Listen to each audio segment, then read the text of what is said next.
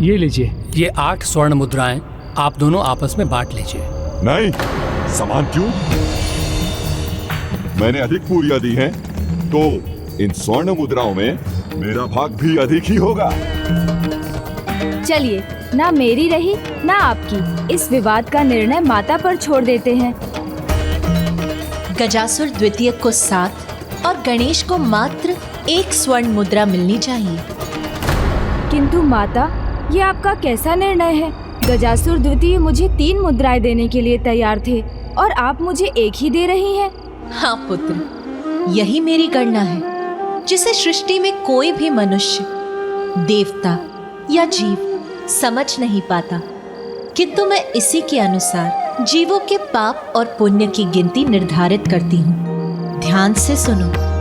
गणेश की 3 पूरियों के 9 भाग हुए, जिसमें से 8 भाग उसने स्वयं खाए और मात्र 1 टुकड़ा उसने ऋषि पुलस्त्य को दिया।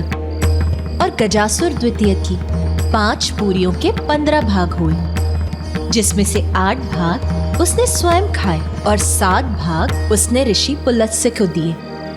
इसीलिए गजासुर द्वितीय को 7 स्वर्ण मुद्राएं मिलनी चाहिए और गणेश केवल 1 स्वर्ण मुद्रा का भागी बनेगा।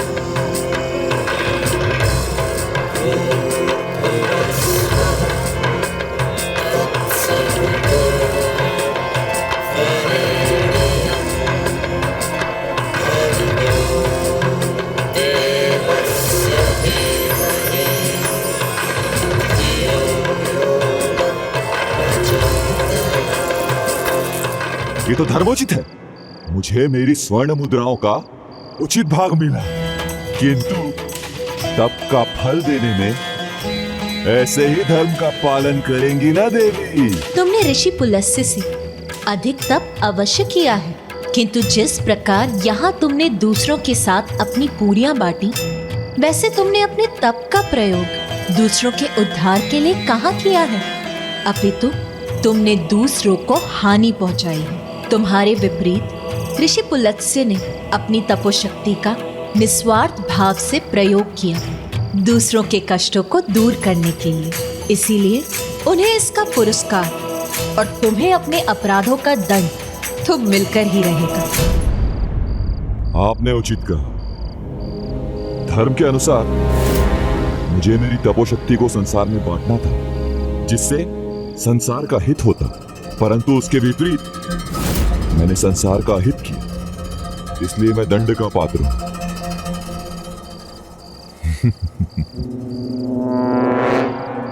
किंतु समर्पण करना मेरे स्वभाव के विपरीत है, इसलिए मैं अपना दंड युद्ध करके ही पाऊंगा। वो क्या है ना, हम असुरों को कुछ भी बांटना कदापि नहीं भाता।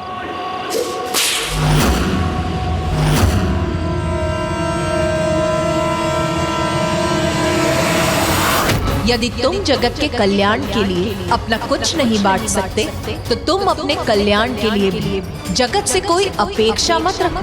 बस, बहुत हुआ, बहुत उपदेश सुन चुका हूं मैं, अब और नहीं सुनूंगा। युद्ध करूंगा, अपने तप को अपने कल्याण के लिए, अपनी रक्षा के लिए प्रयोग करूंगा। वही मेरा धर्म है और वही मेरा कर्म है। जैसा बोगे वैसा ही पाओगे, यही सृष्टि का नियम। तो फिर अब तुम भी अपनी मृत्यु के लिए तैयार हो जाओ मूर्ख।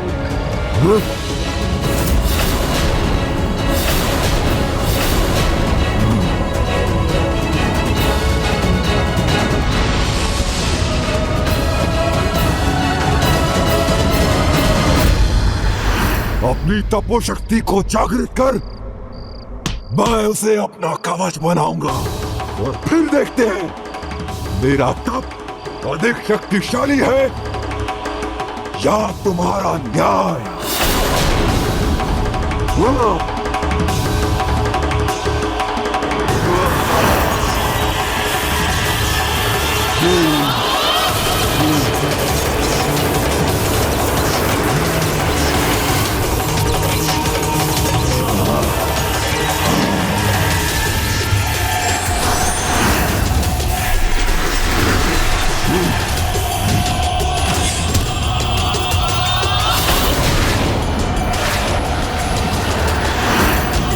क्या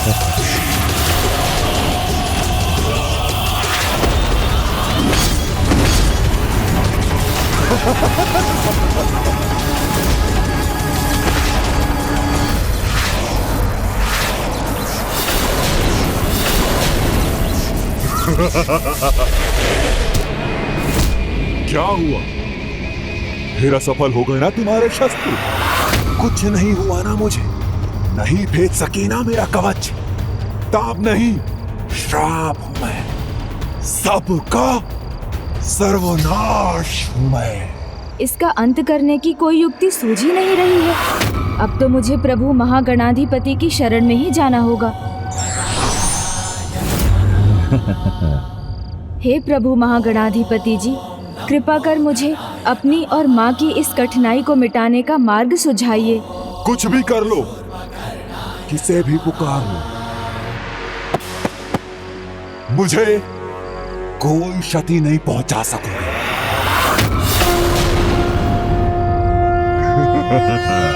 नमस्ते ब्रह्मरूपाय विष्णुरूपाय ते नमः। नमस्ते रुद्ररूपाय कलिरूपाय ते नमः। विश्वरूप स्वरूपाय नमस्ते ब्रह्मचारिणे। भक्तप्रियाय देवाय नमस्तुभ्यं विनायक। ॐ सहिताय महागणपतये।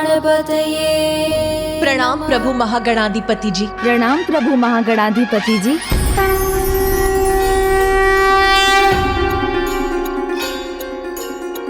हे विघ्नहर्ता गणेश, हे देवी, गजासुर द्वितीय की तपो शक्ति नहीं अपितु दिव्य संतुलन का ना होना है उसकी सुरक्षा का कारण। संतुलन उग्रता और स्थिरता के मध्य, क्योंकि उग्र होने पर बुद्धि स्थिर रहकर उचित उपाय नहीं सोच पाती और स्थिरता से प्राप्त होने वाली सुबुद्धि कभी कभी कर्म पक्ष को शिथिल कर देती है। हे देवी चंडी, आप देवी आदि शक्ति का उग्र रूप हैं और गणेश स्थिरता के पर्याय। आप दोनों को एक साथ आकर चंडी उग्र माता गणेश रूप में उग्रता और स्थिरता में संतुलन स्थापित करना होगा। फिर इस गजासुर द्वितीय का अंत कोई नहीं रोक सकेगा।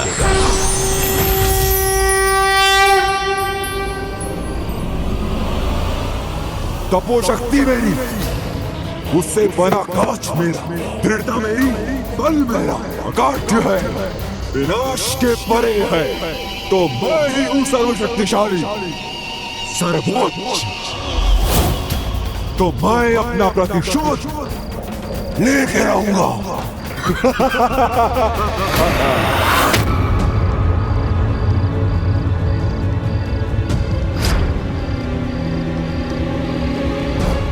पुत्र गणेश, एक माँ सबसे शांत, सबसे स्थिर, सबसे संतुष्ट, सबसे पूर्ण तभी होती है जब उसकी प्रिय संतान उसकी गोद में होती है। उसी प्रकार एक संतान भी तभी सर्वाधिक ऊर्जावान होती है जब उसे उसकी माता की गोद का आश्रय प्राप्त होता है।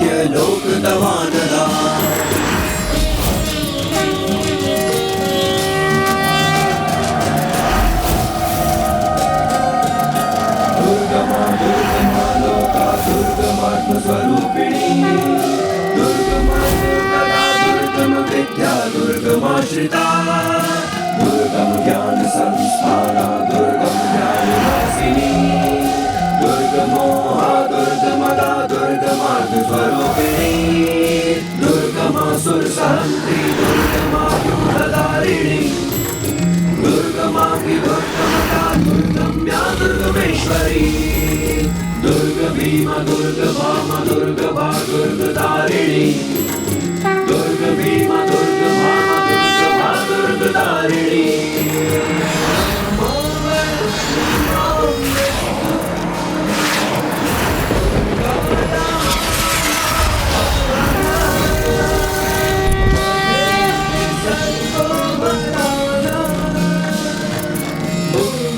भविष्यति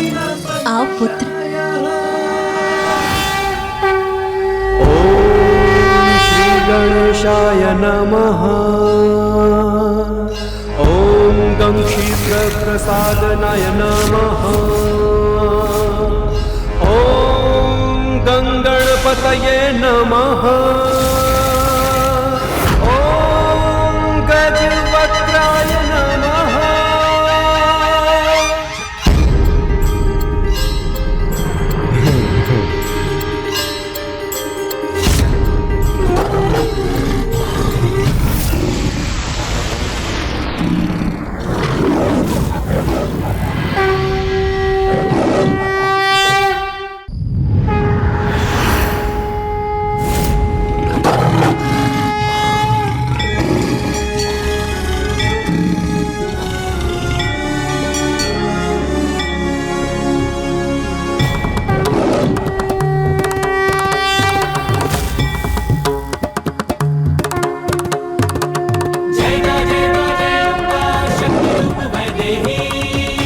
ओह, तो माँ और पुत्र फिर वार करेंगे मुझ पर?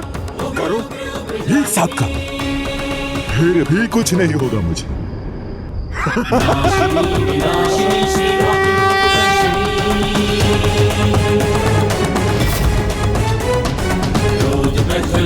माता शक्ति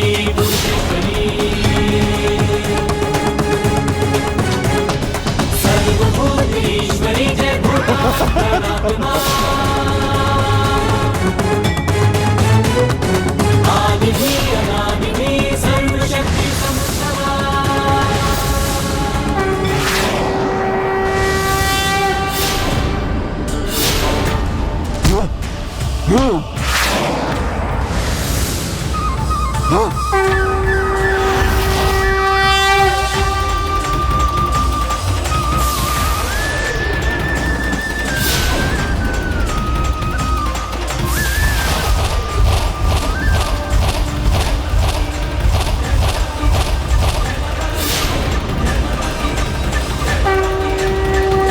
ये माता की शक्ति और विनायक की बुद्धि का अद्भुत संयोग है।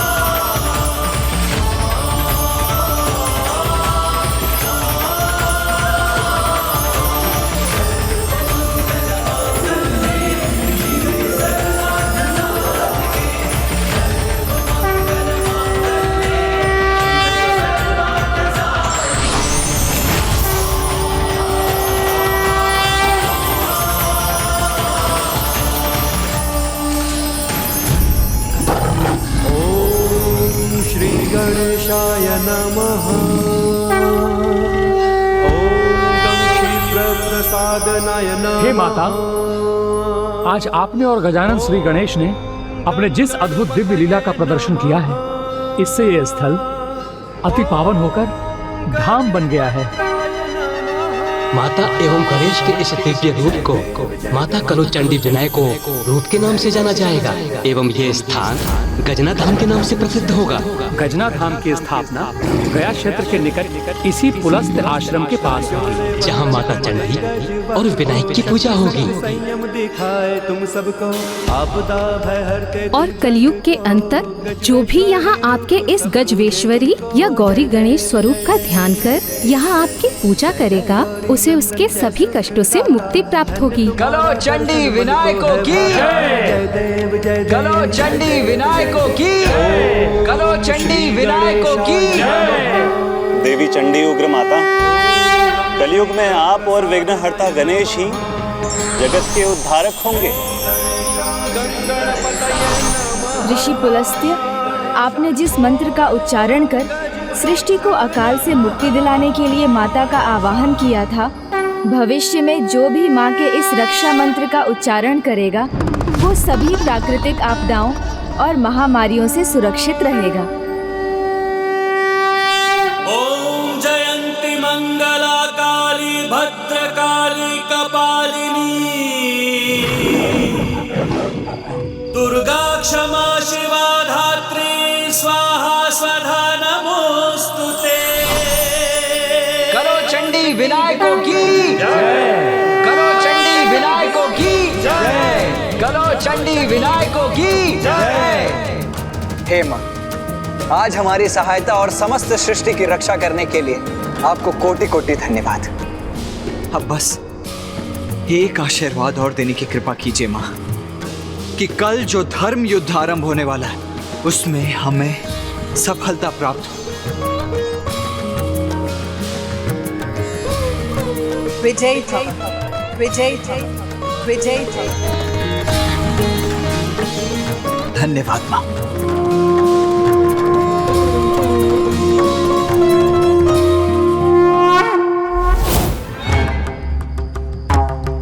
प्रजापति महर्षि कश्यप से विजयी भवः का आशीर्वाद प्राप्त है मुझे।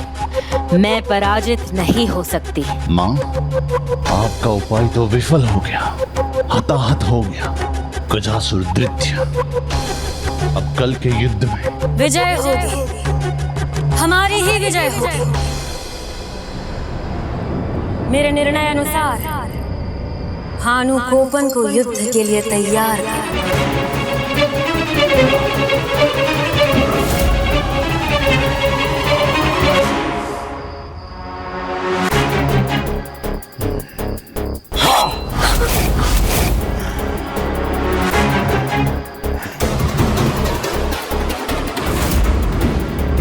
मां, सूर्योदय का समय हो रहा है। अपने पुत्र को युद्ध के लिए तैयार होने में सहायता कीजिए।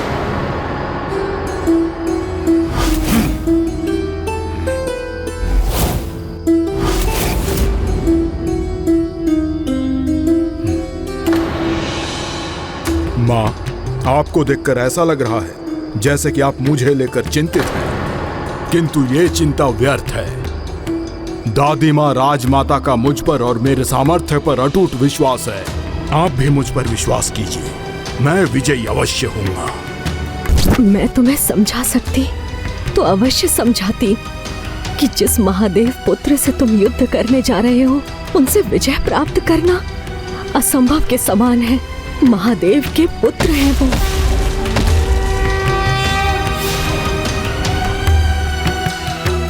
मां त्रिदेव की शक्ति से युक्त मेरे दोनों दिव्यास्त्र ब्रह्मास्त्र और शिवास्त्र मुझे देना मत भूलिएगा। वैसे तो देवताओं के लिए मेरे हाथ ही पर्याप्त हैं, परंतु मैं इस युद्ध में कोई भी चूक नहीं करना चाहता। मैं चाहता हूं कि दादी मां सूरसई को मुझ पर गर्व हो।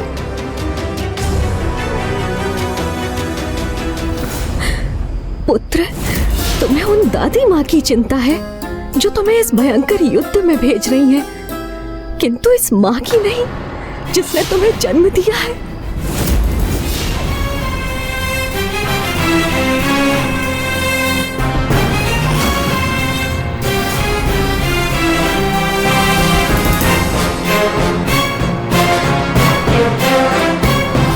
पुत्र, तुम्हारा इस युद्ध में जाना अनिवार्य है क्या? हाँ, है अनिवार्य उसका युद्ध में जाना।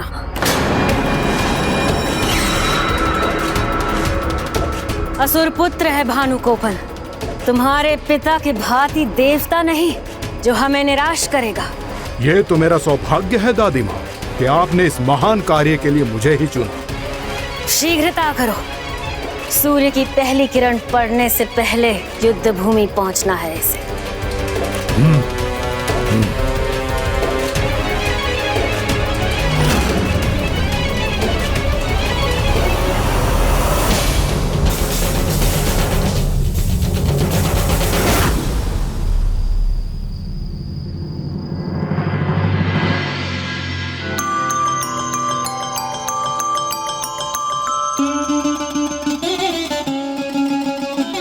प्रणाम प्रथम पूज्य गणेश जी, मुझे स्वामी के लिए विजय व्रत आरंभ करने की अनुमति दी। प्रणाम प्रभु गौरी शंकर, मुझे आशीष दे। प्रणाम स्वामी।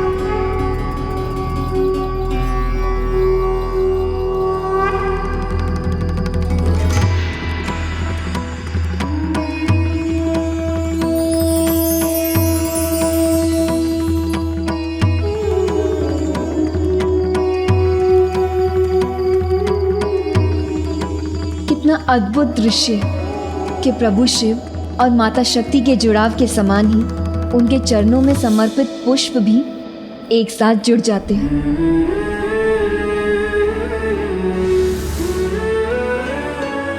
सर्वथा अतुलनीय है प्रभु शिव और शक्ति की जोड़ी। किंतु हम दोनों एक साथ कैसे दिखाई देंगे? ये मोरपंख भ्राता ने आपके लिए ही छोड़ा था और मैं ये आशीष देता हूँ कि ये एक दिव्य दर्पण में परिवर्तित हो जाएगा, जिसमें आप अपने स्वामी को सदैव देख सकेंगी।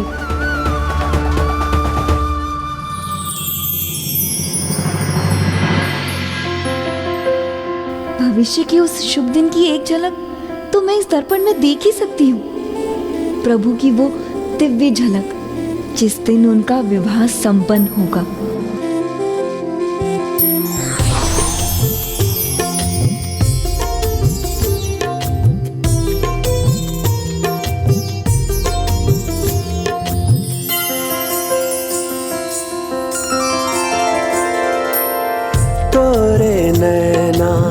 मोरे नैना दोनों के हैं एक नैना।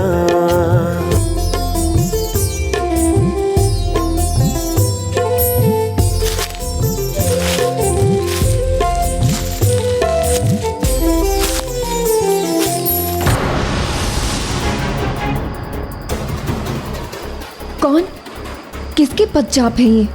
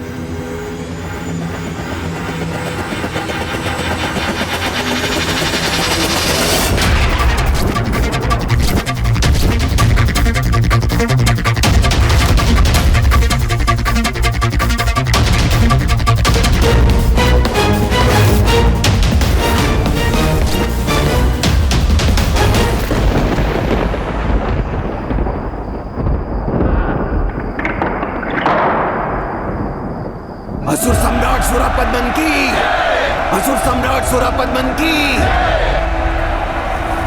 प्रभु सुब्रमण्यम कास्ट के स्वामी की, प्रभु सुब्रमण्यम कास्ट के स्वामी की, प्रभु सुब्रमण्यम कास्ट के स्वामी की, प्रभु सुब्रमण्यम कास्ट के स्वामी की।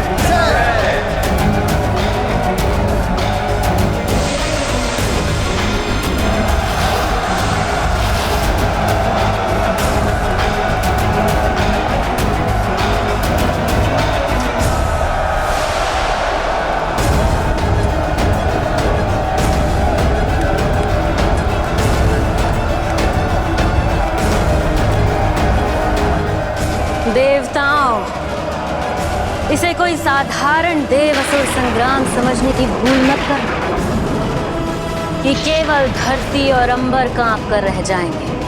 सुरासई की मायावी असुरी सेना के नाद और पराक्रम से केवल सृष्टि नहीं, संपूर्ण त्रिलोक का दहलना तय है। सुरासई की मायावी माया में उलझकर तुम सब के सब अनंत काल के लिए उसमें समा जाओगे।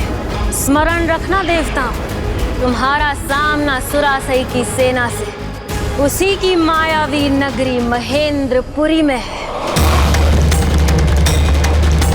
बढ़ रहा है भानुगोपन अपने 16 सेनापतियों के साथ। अब आकाश में छाई ये काली माँ इन देवताओं के रक्त के प्रतिबिंब से लाल होगी।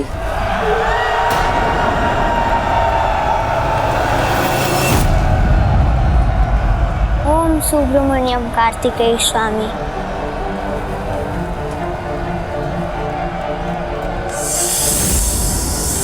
आरंभ हो रहा है धर्म और अधर्म का महायुद्ध आज, जिसमें विजय धर्म की ही होगी, प्रभु सुब्रमण्यम स्वामी की ही होगी।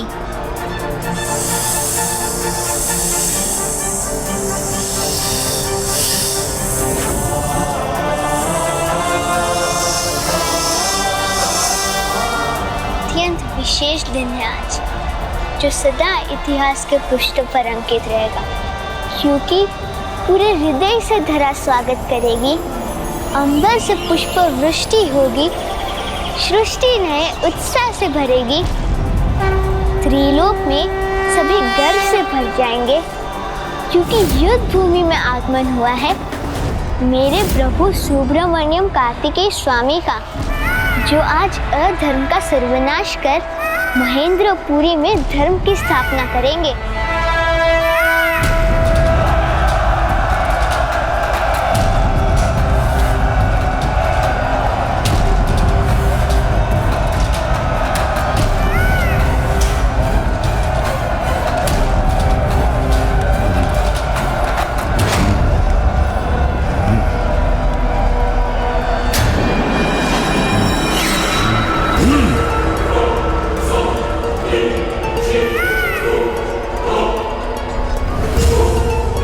असुर सम्राट सुरापद्मन की, असुर सम्राट सुरापद्मन की, असुर सम्राट सुरापद्मन की, असुर सम्राट सुरापद्मन की,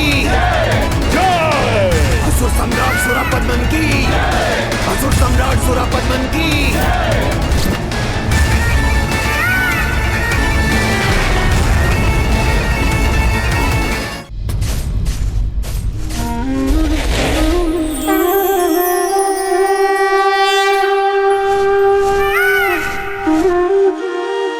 प्रणाम परम ब्रह्म सुब्रमण्यम स्वामी।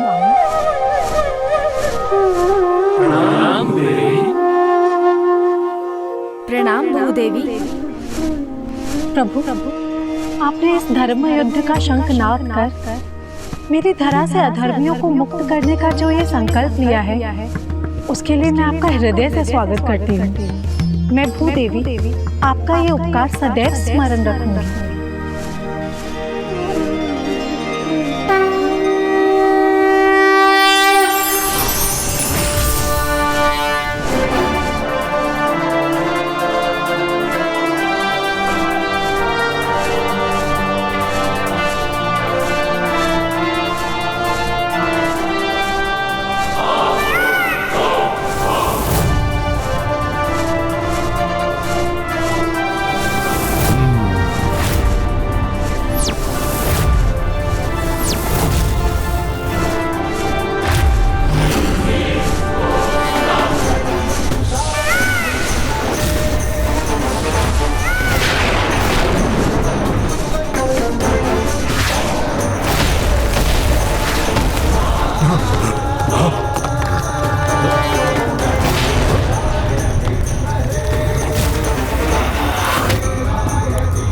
इसका ऐसा आगमन जिसने महेंद्रपुरी तक को कंपित कर दिया। ये कार्तिकेय कोई साधारण योद्धा नहीं।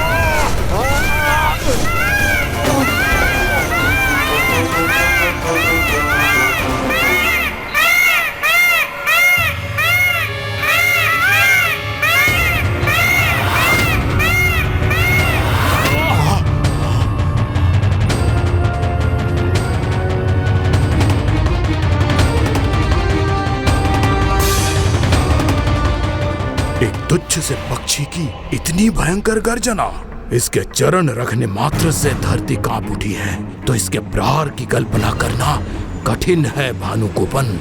सावधान भानुकोपन, सावधान।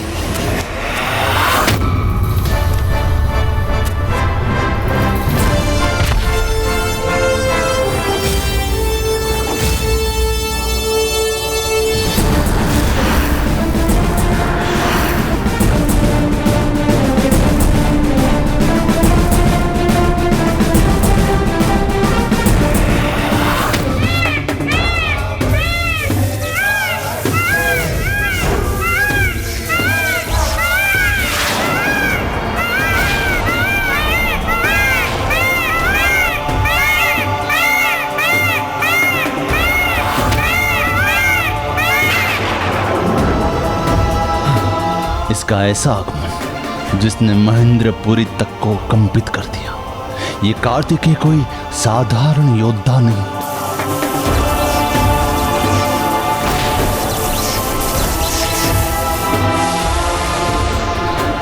प्रत्येक आरंभ का अंत ये सुरासा ही करती है। इस युद्ध का अंत भी मैं ही करूंगी, बालक कार्तिकेय। और साथ ही अंत होगा इस दुष्ट अजामुखी के विश्वास का भी, जो मेरे शत्रु के सामने हाथ जोड़े खड़ी है उसके सम्मान में। और इसके लिए तो मेरा शक्तिशाली भानुकोपन ही पर्याप्त है।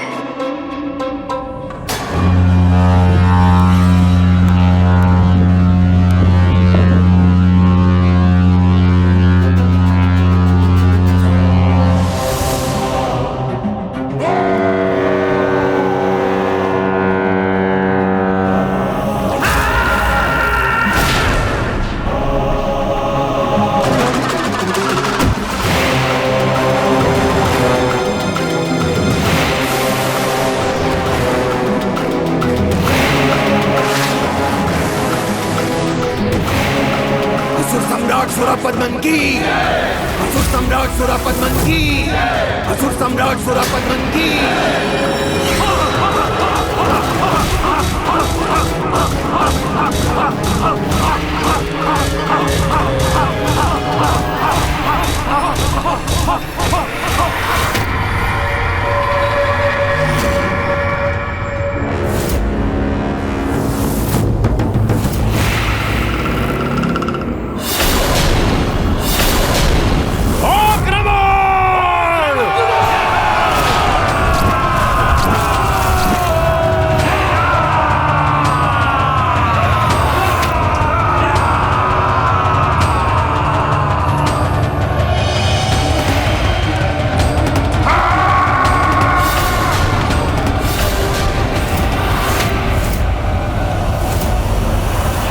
प्रभु सुब्रमण्यम कार्तिकेय स्वामी की, प्रभु सुब्रमण्यम कार्तिकेय स्वामी की, प्रभु सुब्रमण्यम कार्तिकेय स्वामी की।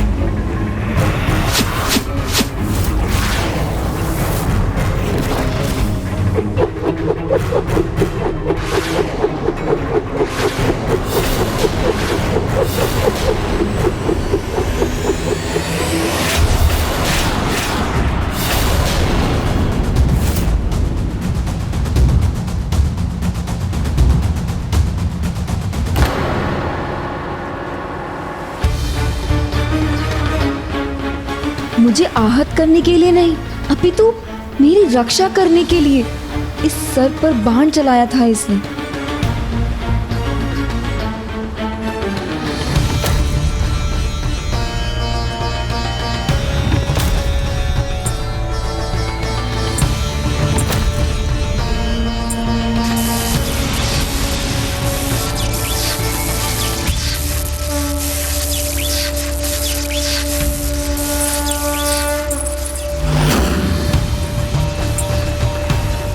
मुझे इस सुरक्षा रेखा से अपनी इस रक्षक को बचाना चाहिए। किंतु गणेश जी ने तो कहा था यहाँ पर कोई संकट नहीं आ सकता। इसके भीतर किसी भी प्रकार का प्रहार आपको आहत नहीं कर पाएगा। इसने मेरी रक्षा अवश्य की, किंतु ये कौन है, यहाँ क्यों आई है, ये मुझे ज्ञात नहीं। यदि ये मेरा अहित करने नहीं आई है तो इसका भी अहित नहीं होगा।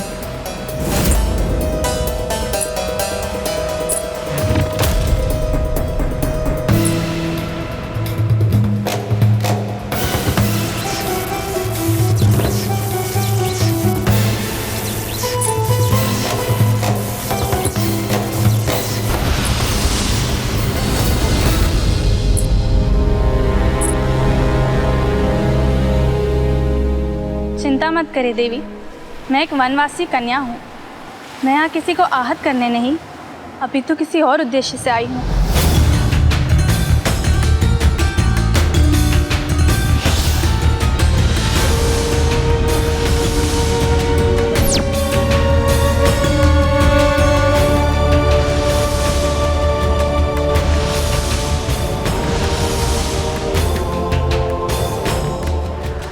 इसे देखकर ऐसा लग रहा है जैसे मैं इससे परिचित हूँ, किंतु कब और कहाँ इससे भेंट हुई है ये ज्ञात नहीं।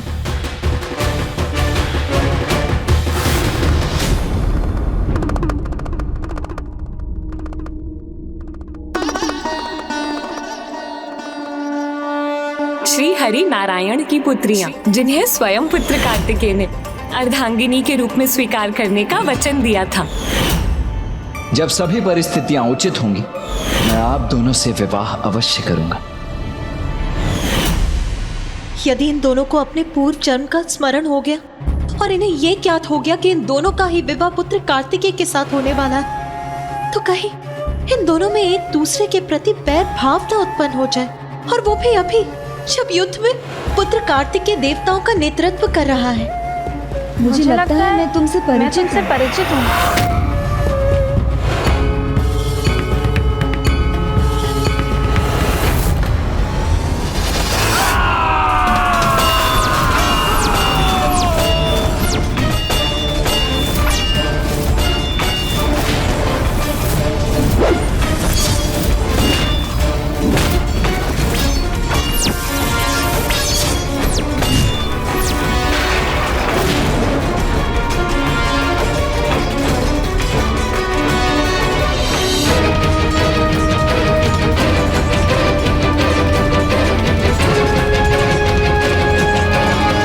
दुष्ट असुरों, योद्धाओं की संख्या पर जय और पराजय निर्भर नहीं होती। जय तो युद्ध के बल से और साहस पर निर्भर करती है। तुम भले ही संख्या में हमसे अधिक हो, किंतु हम अपने पराक्रम से तुम सभी 16 सेनापतियों को पराजित कर देंगे।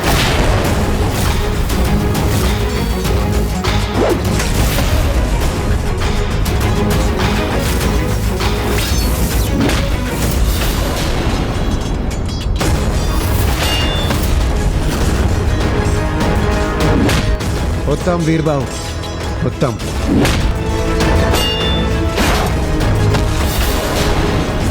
वीरबाहु और उनके भ्राताओं से मुझे यही अपेक्षा थी। वो उस पर खरे उतरे।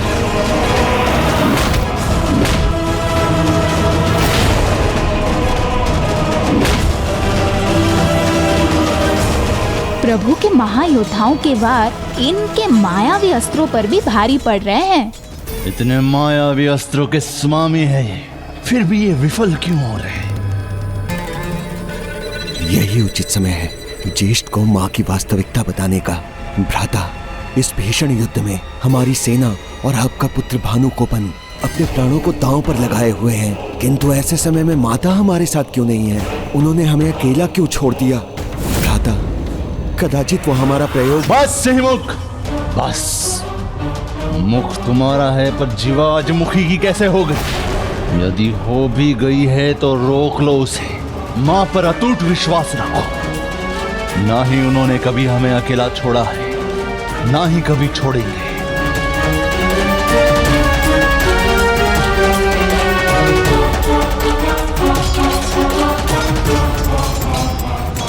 भानुकोपन, ऐसे हाथ पर हाथ धरे क्यों खड़े हो? असुर हो तो अपनी असुरी प्रवृत्तियों का प्रयोग करो। असुर हो तो अपनी असुरी प्रवृत्तियों का प्रयोग करो।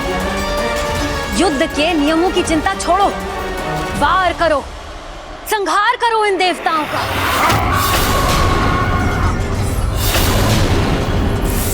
नहीं दादी माँ, मैं आपको कदापि निराश नहीं करूंगा, कदापि नहीं।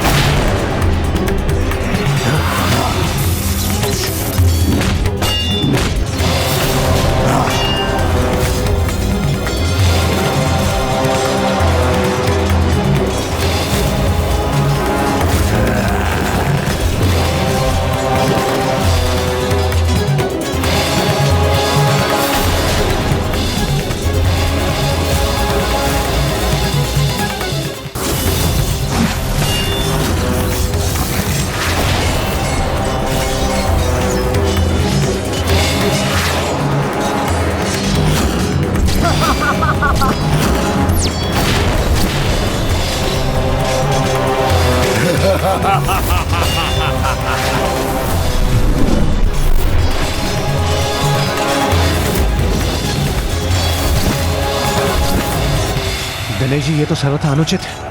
भानुकोपन अपने हाथ को बढ़ाकर अपने सेनापति की रक्षा कर रहा है।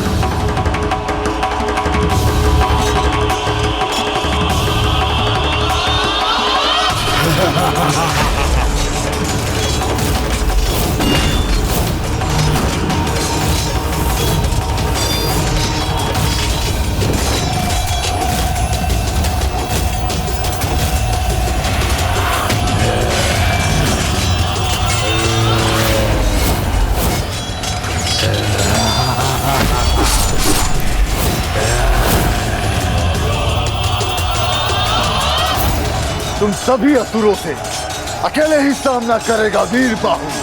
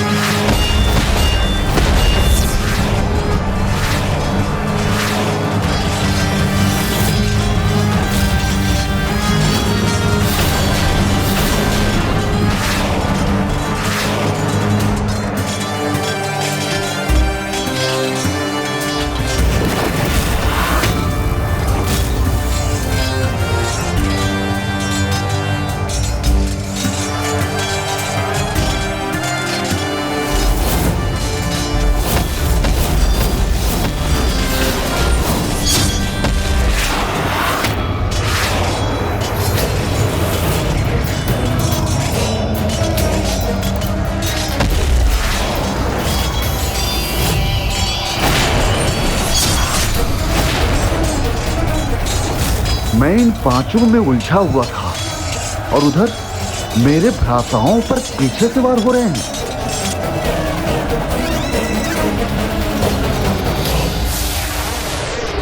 वीर बाहु जी सावधान, पीछे देखिए।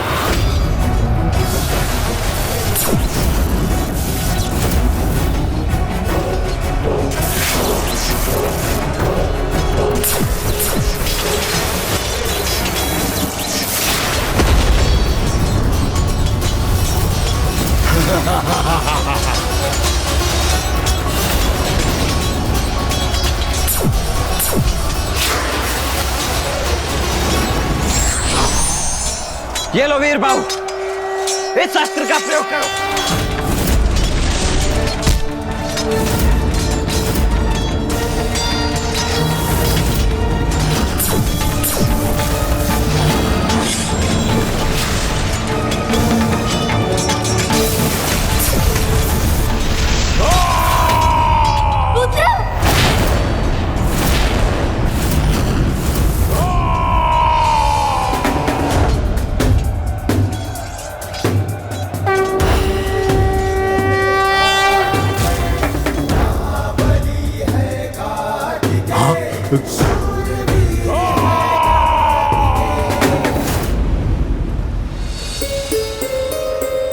मुझे भी ऐसा आभास हो रहा है जैसे हमने साथ में कोई पूजा की थी। किंतु ये कैसे संभव है? तुम एक राजकुमारी या देवी हो, और मैं एक साधारण वन कन्या। हमारे मार्ग कहीं साथ टकराए हो, हमने साथ पूजा की हो, कैसे संभव है? और वैसे भी मुझे पूजा पाठ से अधिक कर्म में विश्वास है।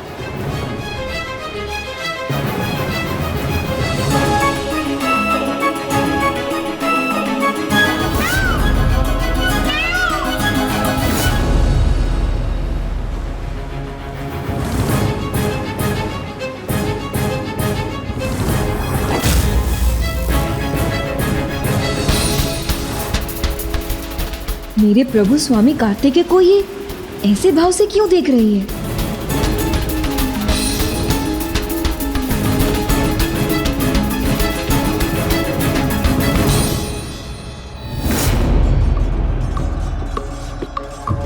किसी का कोई आघात भानुकोपन को आहत नहीं कर सकता।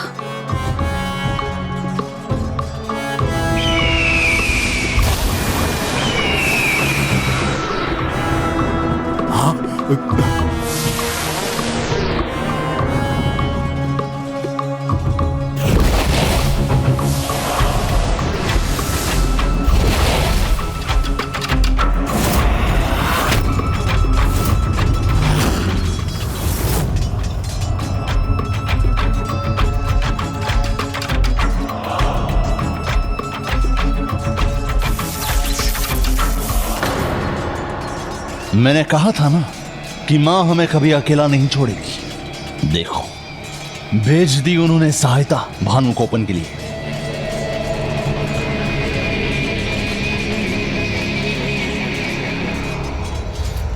ना ना ना ना ना, जब तक तुम मेरे लिए ये युद्ध नहीं जीत लेते, मैं तुम्हारा अंत कैसे होने दे सकती हूँ? जिस कार्य के लिए तुमने जन्म लिया था वो अभी तक सिद्ध नहीं हुआ है, तो तुम्हारा अंत भी कैसे हो सकता है?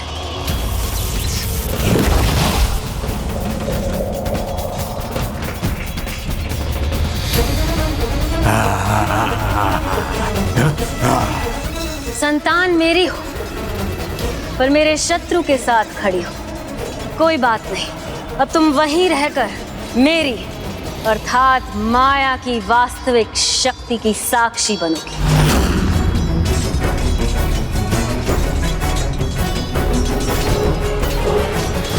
देव सेनापति सुब्रमण्यम कार्तिकेय स्वामी की जय। देव सेनापति सुब्रमण्यम कार्तिकेय स्वामी की जय। देव सेनापति सुब्रमण्यम कार्तिकेय स्वामी की जय।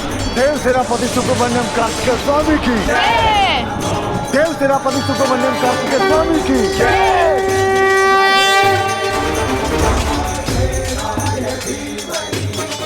अब माँ को ज्ञात होगा कि मेरे प्रभु के नाम में कितनी अपार शक्ति है।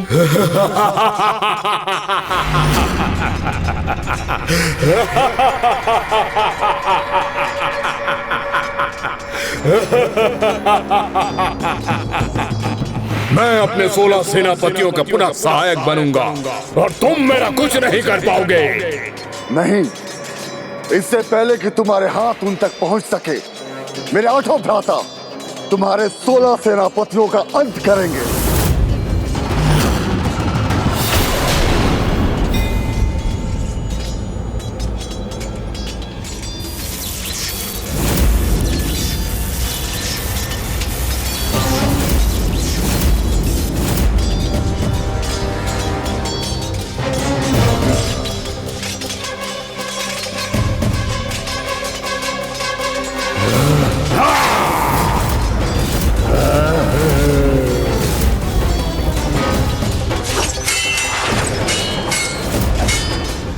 मां के मायावी धातु कवच को कोई क्षति नहीं पहुंचा सकता। वीरबाहु का अस्त्र उन्हें तनिक भी हानि नहीं कर पाएगा।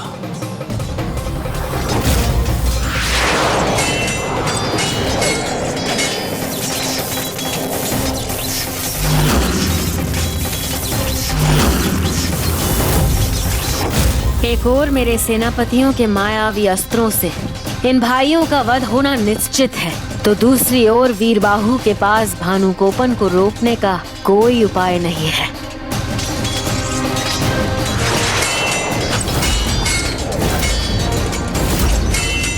हे विघ्नहर्ता गणेश जी, मुझे इस विघ्न का सामना करने में मेरी सहायता कीजिए। जिसे नष्ट नहीं किया जा सकता उसे रोका तो जा ही सकता है।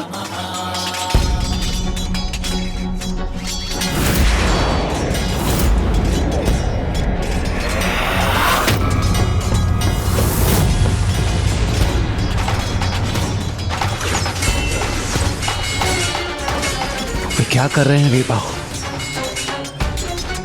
कदाचित वीरबाहु ने यह तो स्वीकार नहीं कर लिया कि वो उसे पराजित नहीं कर सकते।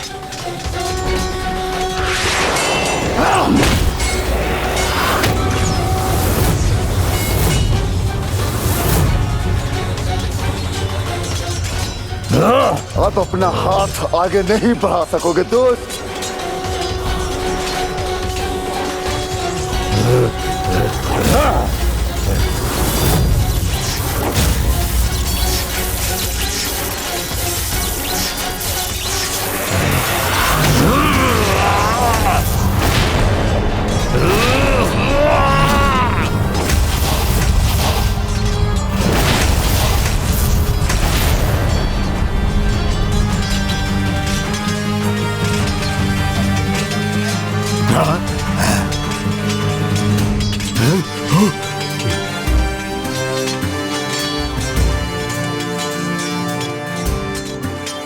देखा देवराज, आंधियों में वो वृक्ष उखड़ जाते हैं जो झुकना नहीं जानते, और जो उचित समय पर झुकने की कला सीख लेते हैं, बड़ी से बड़ी आंधी भी उनका कुछ नहीं बिगाड़ सकती।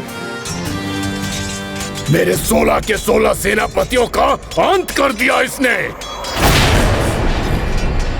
नहीं, ये नहीं हो सकता। मैं अपनी पराजय स्वीकार नहीं करूंगी, कदापि नहीं। यहाँ जो भी हुआ है वो अत्यंत चिंतित करने वाला है, किंतु मुझे विश्वास है माँ इसका भी कोई उपाय ढूंढ लेगी।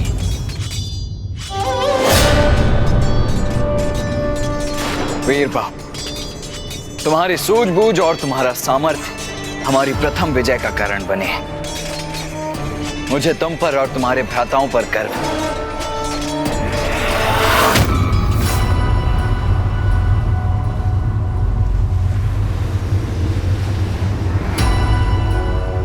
क्या हुआ? क्या देख रही हो तुम?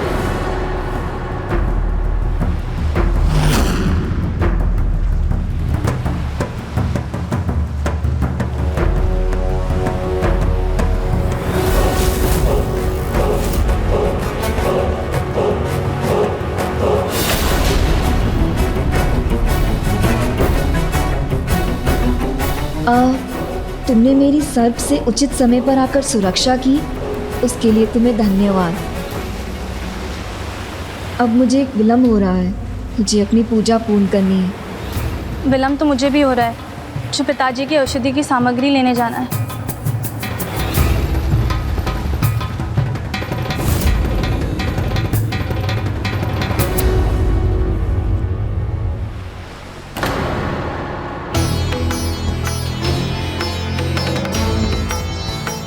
वो कितने अधिकार से स्वामी कार्तिकेय की प्रतिमा को देख रही थी, किंतु मुझे अब इस सब के विचार से मुक्ति पाकर अपनी पूजा और शक्ति जाप आरंभ करना चाहिए।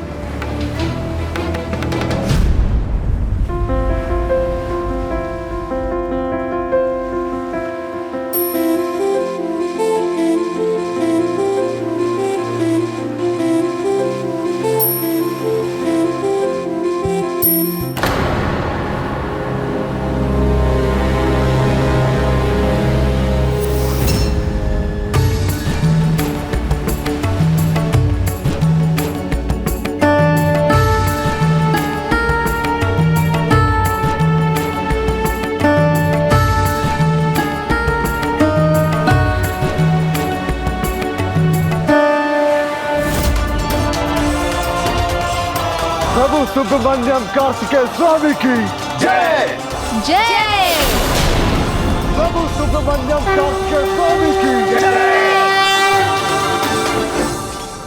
ब्रह्मास्त्र, ब्रह्मास्त्र।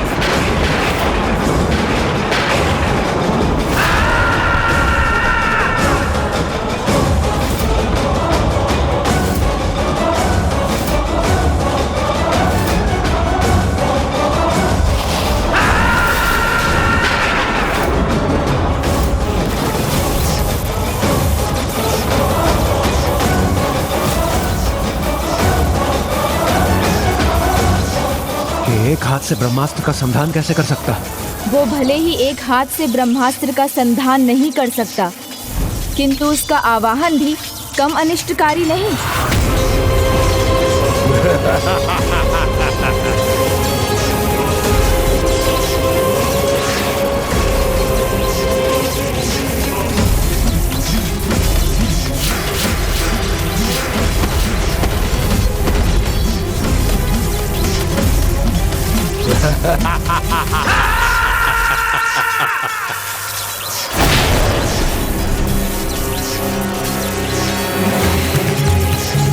वीरबाहु की अवस्था उचित नहीं है। अब तो कदाचित देव सेनापति कुमार कार्तिकेय को ही रणभूमि में जाकर वीरबाहु और उनके भ्राताओं की सहायता करनी होगी।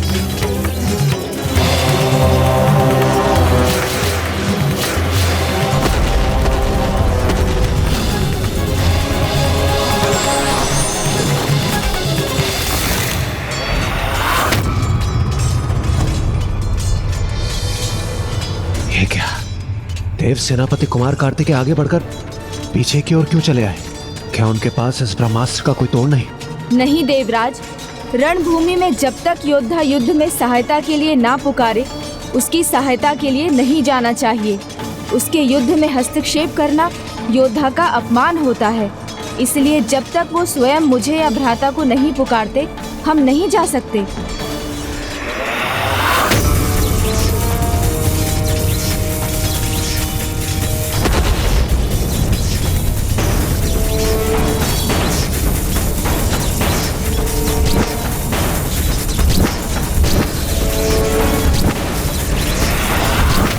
पूर्व में जब ऐसी ही बाधा उत्पन्न हुई थी, तब मैंने प्रभु को समय पर नहीं पुकारने की चूक की थी।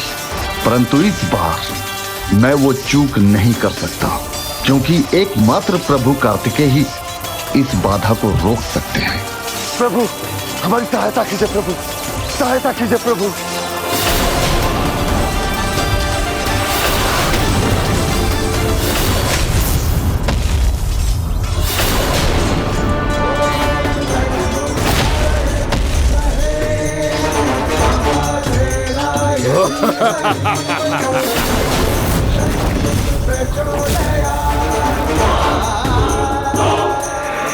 अंततः तुम्हें आना ही पड़ गया। अच्छा किया, अन्यथा तुम्हारे इन तुच्छ योद्धाओं के साथ मेरा समय नष्ट हो रहा था। अब दिखाओ अपना पराक्रम, करो इस ब्रह्मास्त्र का सामना, अन्यथा अपने इन 9 योद्धाओं की भांति युद्ध भूमि में पराजय का सामना करो। ब्रह्मास्त्र तुम्हें इस युद्ध भूमि से जीवित लौटने नहीं देगा कुमार कार्तिकेय।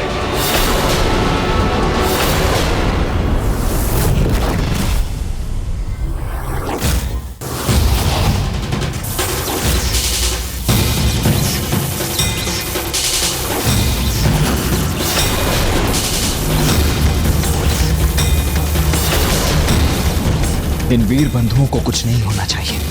सर्वप्रथम उसका विचार करना है मुझे। अमोघ अस्त्र।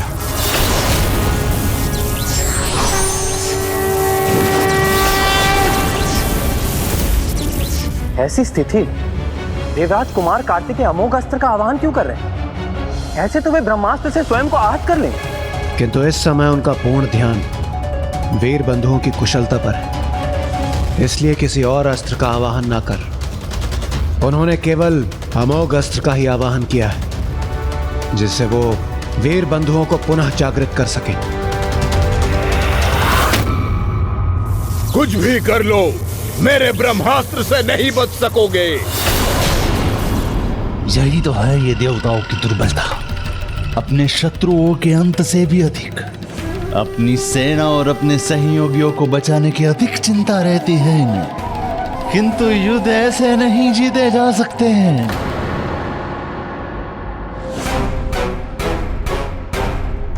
कदाचित यही उनकी शक्ति है कि वो एक दूसरे का ध्यान रखते हैं, एक दूसरे का सहयोग करते हैं, एक दूसरे के लिए ही जीते हैं। माँ के समान बस स्वार्थ का संबंध नहीं बनाते। मैंने जो कहा वो सत्य होगा। भानुकोपन युद्ध के प्रथम दिन नहीं, युद्ध का अंत कर हमें विजय दिलाएगा।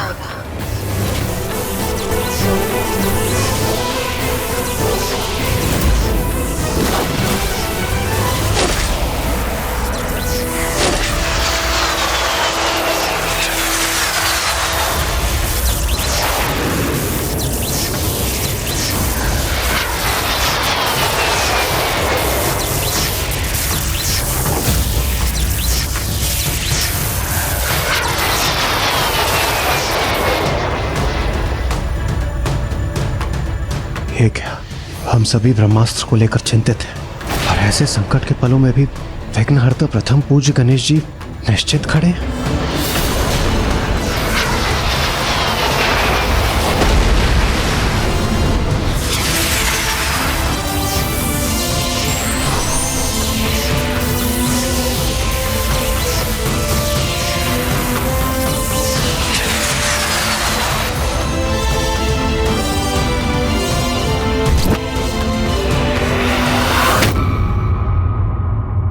ओम ब्रह्मदेवाय नमः।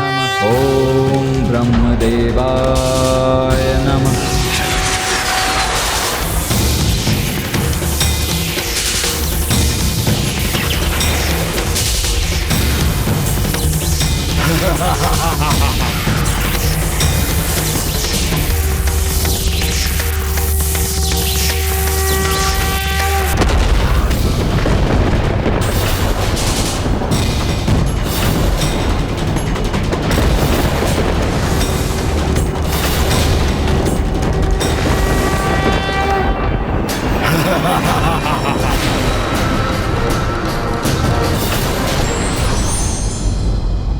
जब किसी विध्वंसक स्थिति से बाहर निकलना असंभव हो जाए तो उसे नियंत्रित करना ही बुद्धिमानी है। विघ्नहर्ता श्री गणेश के अद्भुत शक्तियों से भरे वीडियोस देखने के लिए चैनल को सब्सक्राइब करना न भूलें और साथ ही बेल आइकॉन भी दबाएं।